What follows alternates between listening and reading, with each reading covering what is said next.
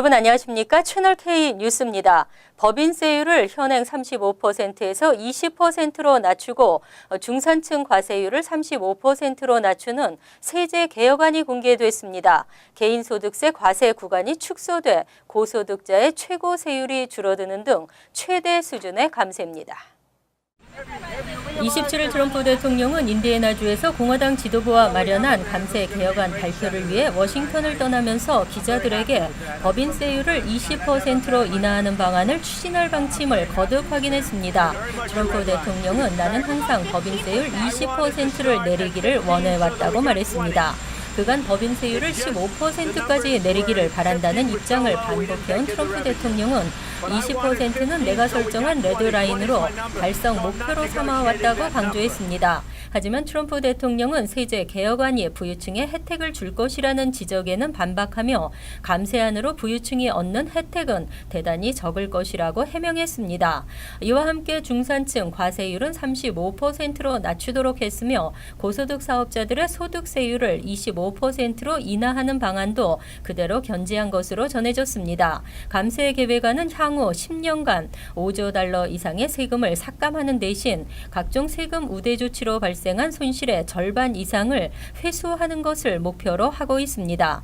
한편 이번 세제 개혁안에는 기업의 투자와 지출을 촉진하기 위해 인센티브를 주는 방안도 있으며 개인과 가족의 최고 과세 비율을 현행 39.6%에서 35%로 낮추는 방안도 포함된 것으로 전해졌습니다. 하지만 정부의 재정 적자를 불리고 감세 부분을 메울 수 있는 방안도 명확하지 않다는 우려가 계속되고 있습니다. 연방정부가 이민자들의 신상 기록 수집을 강화했습니다. 영주권자는 물론 귀화 시민권자, 미국 태생 시민권자의 SNS 기록도 포함시켜 논란이 예상되고 있습니다. 이 땅에서 이민자로 살기가 점점 어려워지고 있습니다. 이민자 정보를 관리하고 감독하는 연방정부의 정책이 더욱 강화됩니다. 지난 18일 국토안보부의 새로운 이민자 신원정보 관리 지침에 따르면 이민자들의 SNS 사용 기록과 SNS상의 아이디 등이 포함됐습니다. 현재도 연방이민당국은 이민자들의 이민 경위, 소셜 시큐리티 번호, 사회보장 혜택 정황까지 각종 신원정보를 모은 이민자 파일을 관리하고 있습니다. 앞으로는 여기에 SNS 정보도 포함시키겠다는 것입니다. 그리고 이 지침에 적용을 받는 이민자의 범주에 영주권자를 비롯해 귀화 시민권자까지 포함했으며 미국에서 태어난 시민권자여도 SNS상에서 이민자와 대화를 하거나 메시지를 나누면 정부의 감시를 받을 수 있는 것으로 알려졌습니다. 이민자 권익단체나 전문가들은 SNS 사용 기록을 활용해 그들이 무엇을 하고 무엇을 하지 않으려는지를 파악하기란 매우 어려운 일이라며 우려를 나타냈습니다. 국토안보부 감찰국도 SNS 감시 정책에 대해 실효성을 평가하기 부족하다고 밝힌 바 있습니다. 한편 정부의 이 같은 이민자 SNS 기록 정보 수집 정책은 2015년 캘리포니아 샌버나디노에서 발생한 총기 난사 테러 사건 이후 추진돼 온 것으로 알려졌습니다. 이번 지침은 10월 18일부터 시행됩니다.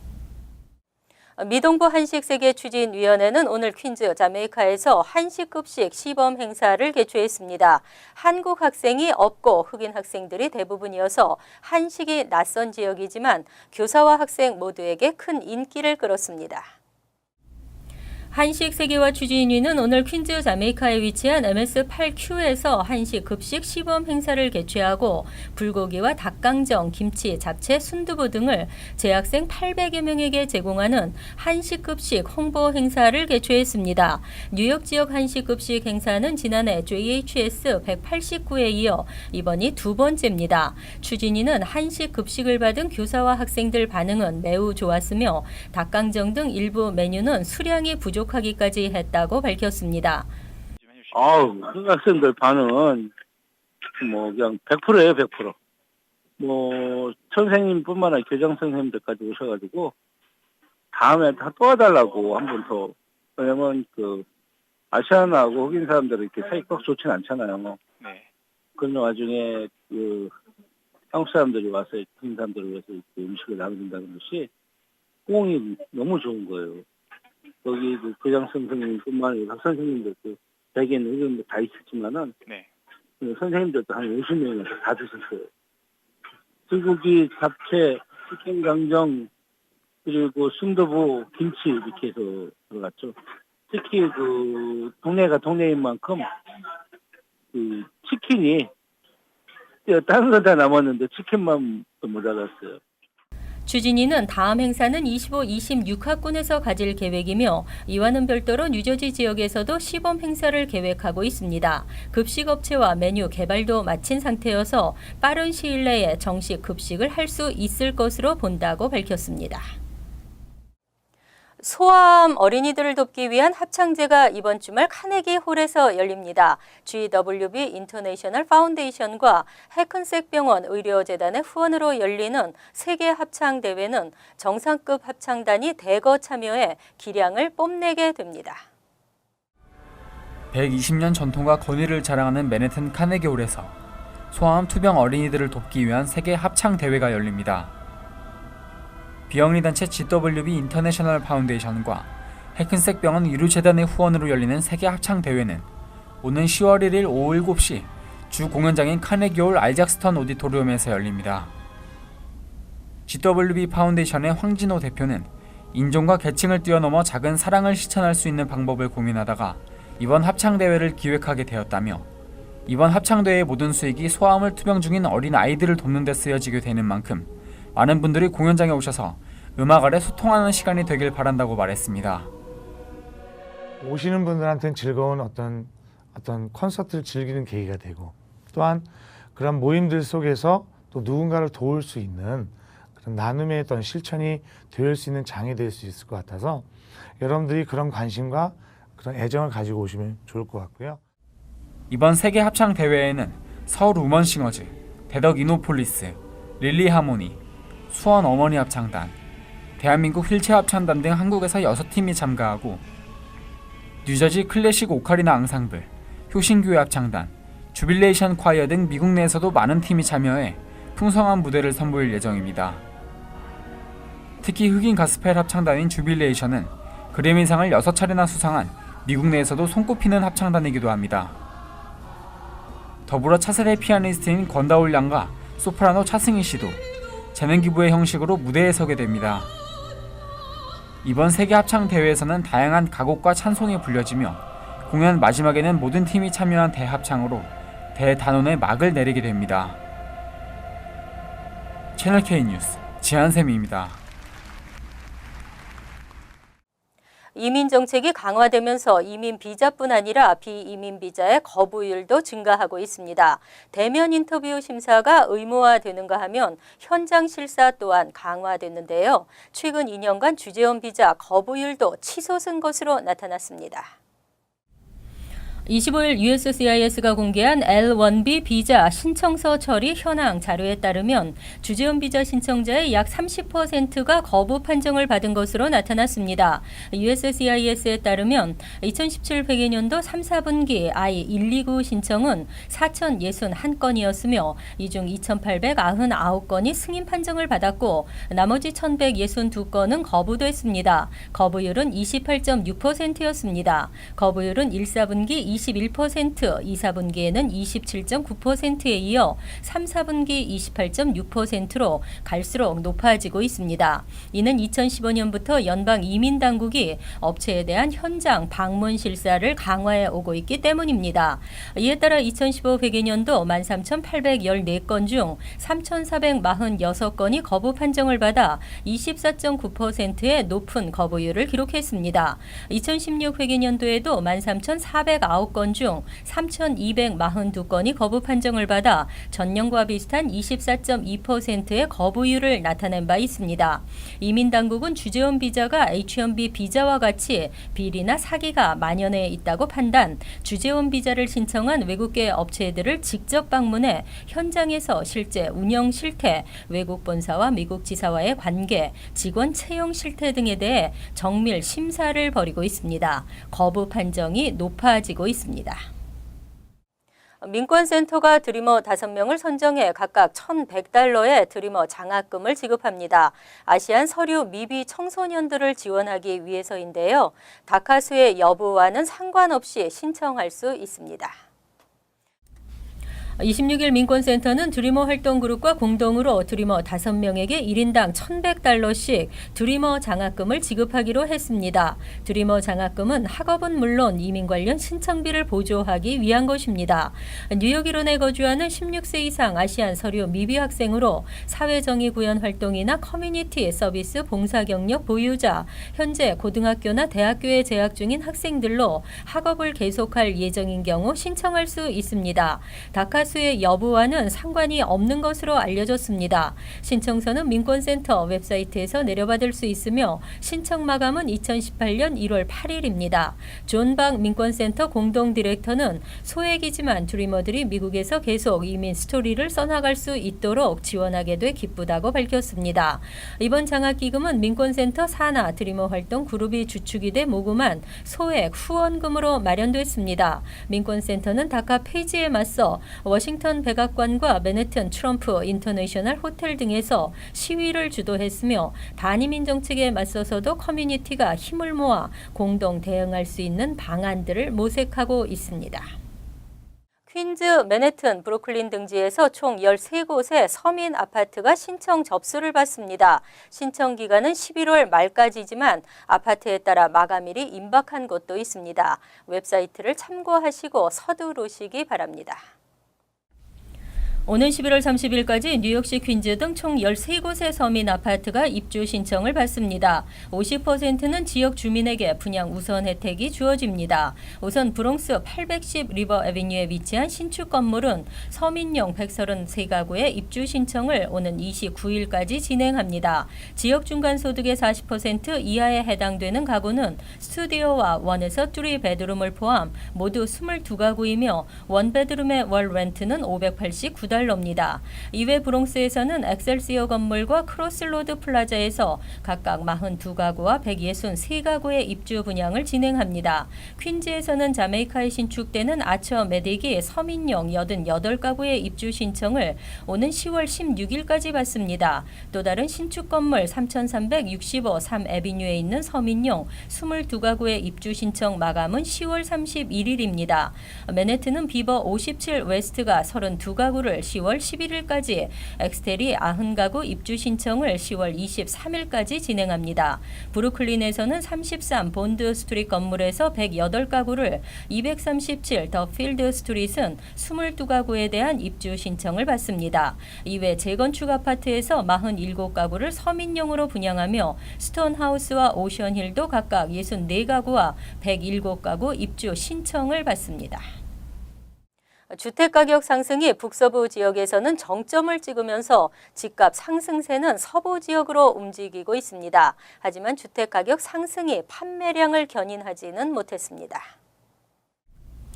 26일 스탠더드 앤 푸어스가 발표한 S&P 케이스 실러 주택가격 지수에 따르면 지난 7월 전국 주택가격 지수는 194.10으로 전년 동기 대비 5.9% 상승했습니다. 20대 도시 주택가격 지수는 5.8% 상승한 201.99를 기록했으며 10대 도시 주택가격 지수도 5.2%가 올랐습니다. 수요는 많고 주택 재고는 부족한 결과로 분석됐습니다. 시애틀의 주택가격 지수는 231.15로 전년 동기 대비 13.5% 상승하며 가장 큰 상승폭을 기록했고, 다음 오리건주 포틀랜드가 7.6% 상승했으며 네바다주 라스베이거스도 7.4% 올랐습니다. 뉴욕은 191.87로 전년 동기 대비 3.9% 상승하며 시카고, 워싱턴 DC, 클리블랜드에 이어 네 번째로 적은 오름폭을 보였습니다. 스탠더드 앤 푸어스는 전국 집값 상승세를 이끌었던 북서부 도시의 집값이 정점에 오른 후 현재 집값 상승세는 댈러스, 덴버, 라스베이거스 등으로 빠르게 이동하고 있다고 설명했습니다. 한편 주택가격은 계속 오르고 있지만 주택 판매 등의 다른 주택 지표는 약세를 보이고 있습니다. 허리케인 피해와 연준의 모기지 금리 인상 등이 장애물로 예상되고 있습니다. 8월 신규 주택 판매량은 올해 들어 최저 수준을 기록했습니다. 지난해부터 1,600점 만점으로 변경된 개정 SAT가 시행되고 있습니다. 개정 SAT의 아시안 학생의 평균 점수는 1,181점을 기록하면서 타인종에 앞섰습니다. 26일 칼리지보드는 2017년 고교 졸업생 SAT 성적 보고서를 발표했습니다. 보고서에 따르면 전국 아시안의 평균 점수는 1600점 만점에 1181점을 기록하면서 타인종에 비해 높게 나타났습니다. 영역별로도 모두 타인종보다 높게 나타났습니다. 독해 쓰기 과목의 경우 569점으로 백인의 565점을 앞질렀고 수학도 612점으로 백인의 553점보다 월등히 높았습니다. 또 대학 진학 준비 척도로 여겨지는 벤치마크 결과에서도 아시안의 경우 4년제 대학 진학 첫 해에 C학점 이상을 받을 수 있는 가능성이 75% 이상인 응시자가 전체의 70%로 나타났습니다. 백인은 59%에 그쳤습니다. 뉴욕, 뉴저지의 경우 아시안 학생들의 SAT 평균 점수는 전국 아시안 평균 점수에 비해서는 다소 낮았지만 뉴욕, 뉴저지 타인종에 비해서는 높았습니다. 한편 지난해 3월부터 시험 유형과 난이도 등이 변경된 개정 SAT가 실시되면서 총점도 2,400점에서 1,600점으로 변경됐습니다. 칼리지 보드에 따르면 올해 졸업생 180만 명 이상이 SAT를 치렀으며 이 중 171만 명은 개정 SAT에 응시한 것으로 나타나 개정 SAT가 순조롭게 정착되고 있음을 나타냈습니다.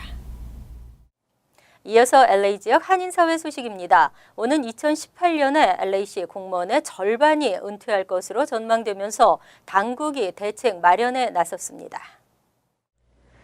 LA시 의회는 오늘 오는 2018년 시 공무원 절반이 정년 퇴직을 하게 되면서 노동력 부족 등 잠재적인 타격을 입을 것으로 예상된다며 효과적인 채용 방식과 핵심 인재를 육성하기 위한 방안 등을 추진한다고 밝혔습니다. 이와 관련해 모니카 로드리게즈 시의원은 다른 고용주와 경쟁해서 효과적인 인력을 채용하기 위해서는 기술적인 자원을 최대한 활용해야 한다고 강조했습니다. 특히 LA시 통계에 따르면 토목부서와 수자원 부서에서 재직 중인 직원 6,500여 명이 은퇴 연령에 접어들면서 전체 부서 가운데 가장 많은 직원의 이탈이 예상되고 있습니다. 한편 론 갤퍼린 LA시 회계감사관은 새로운 공무원 육성을 통해 당국이 필요한 인재를 발굴하기 위한 기술과 멘토링 프로그램 등을 개발하는 좋은 기회가 될 것으로 기대했습니다. 어제 애너하임과 코로나 경기에서 시작된 산불이 급속도로 번지면서 주민 대피령이 내려졌습니다. 오렌지 카운티 소방당국은 어제 오후 1시쯤 91번 프리웨이 동쪽 방면 콜 캐년 로드 인근에서 발생한 캐년 산불이 빠른 속도로 번지면서 현재 2,000에이커 이상이 전소됐으며 인근 애나하임과 코로나 지역 인근 주민 1,500여 명이 대피한 상태라고 밝혔습니다. 이어 현재까지 이번 화재로 인한 부상자는 발생하지 않았으며 집 한 채와 세미트럭, 트레일러 한 대가 피해를 입었다고 덧붙였습니다. 당국에 따르면 현재 샌 알라메다 로드와 샌 폰테 로드 등 코로나 인근 도로 11곳에 대피 명령이 내려졌으며 존 아담스 초등학교와 프라도뷰 초등학교 등 학교 4곳에 휴계령이 내려진 상태입니다. 한편 현재 소방관 900여 명과 소방차 60여 대, 그리고 헬기 11대 등이 투입됐지만 강풍과 고온의 영향으로 진화 작업에 난항을 겪고 있는 것으로 알려졌습니다. 간추린 소식입니다. MTA는 27일부터 웹사이트를 통해 각 노선별 운행 지연 상황에 대한 실시간 정보와 함께 월별 통계를 게재한다고 밝혔습니다. 이에 따라 뉴욕 시민들은 인터넷 사이트를 통해 뉴욕시 전철의 지연 원인과 지연 시간에 대한 구체적인 정보를 얻을 수 있게 됐습니다. MTA 앱이 개발되는 대로 스마트폰 앱을 통해서도 해당 정보를 확인할 수 있습니다. 지난 5일 오후 1시쯤 맨해튼 할렘 125스트리트 전철역 인근에서 65세 광모 씨는 지인을 만나기 위해 걸어가던 중 갑자기 20대 남성 3명이 휘두른 쇠뭉치에 왼쪽 얼굴을 가격당했습니다.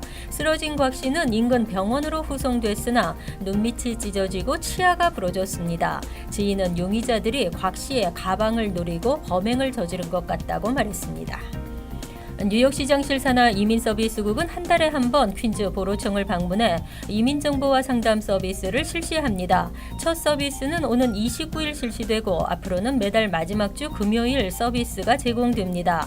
액션 NYC를 통한 각종 무료 이민 법률 서비스와 비영리 단체 서비스에 관한 정보가 제공되고 추방 명령을 받은 사람이나 다카 수혜자들에게는 1:1 상담 서비스가 제공됩니다. 뉴욕시 선거관리위원회는 11월 7일 본선거 당일 오전 5시 30분에서 오후 9시 투표소에서 근무할 한국어 통역관을 모집합니다. 하루 임금은 $200이고 한국어 통역 시험을 통과해야 합니다. 자격 요건은 18세 이상 뉴욕시 거주자로 시민권자나 영주권자가 아니어도 소셜 시큐리티 번호만 있으면 누구나 지원할 수 있습니다. 선거 당일 근무지는 자신이 거주하고 있는 지역의 투표소를 정할 수 있습니다. 환율과 증권 소식입니다.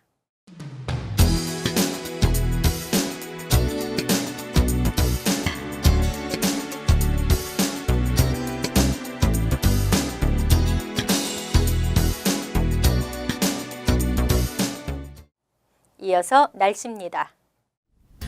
목요일은 가끔 흐리겠지만 대체로 맑겠습니다. 낮 최고 기온은 78도, 섭씨 26도, 밤 최저 기온은 56도, 섭씨 13도로 예상됩니다. 금요일은 화창하고 선선한 가을 날씨를 보이겠습니다. 토요일은 가끔 구름이 끼면서 한때 소나기가 예상됩니다. 이상으로 채널K 뉴스를 마칩니다. 채널K와 함께 편안한 하루 되시기 바랍니다.